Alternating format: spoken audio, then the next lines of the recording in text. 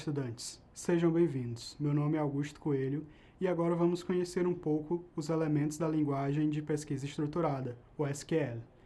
Aqui veremos algumas declarações e seus usos.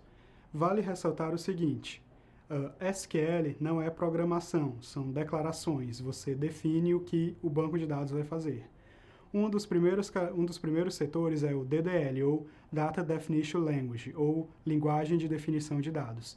São instruções utilizadas para definir o esquema do banco de dados, ou seja, a forma como os dados serão estruturados. O primeiro é o Create. Ele é utilizado para criar, seja tabela, view ou o próprio banco. O Drop, também faz parte da DDL, ele é utilizado para soltar, ou seja, para não mais associar uma tabela ou coluna ao banco. O Alter, ele é utilizado para realizar alterações. Ele é bem interessante pelo seguinte: ao nós fazermos uma alteração, nós podemos criar uma tabela e não definir a chave primária. Mais à frente, nós podemos usar o Alter para definir quem vai ser a chave primária no nosso banco. O Rename, ele é utilizado para renomear uma tabela ou coluna do banco de dados. Isso é muito importante porque caso nós percamos alguma nomenclatura ou alguma nomeação, vai ficar muito complicado de fazer a conexão entre a aplicação e o banco de dados e podemos perder inclusive as ligações das tabelas entre si.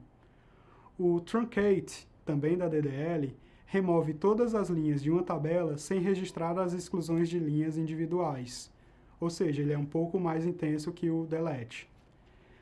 Além disso, nós temos o DML, que seria Data Manipulation Language, que é a linguagem de manipulação de dados.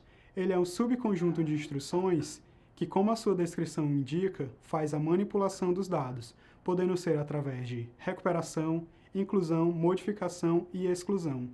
O Select é utilizado para fazer, entre outras coisas, a seleção para a criação de views.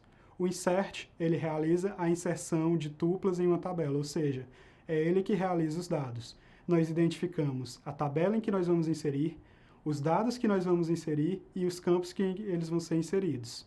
O Update, ele realiza a atualização das tabelas ou dos comandos durante a execução do nosso banco de dados.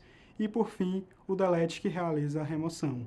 Para uma melhor compreensão disso, nós vamos dar uma olhada em algumas capturas feitas no software Sublime Text Trace e no Workbench, que é a plataforma oficial do MySQL.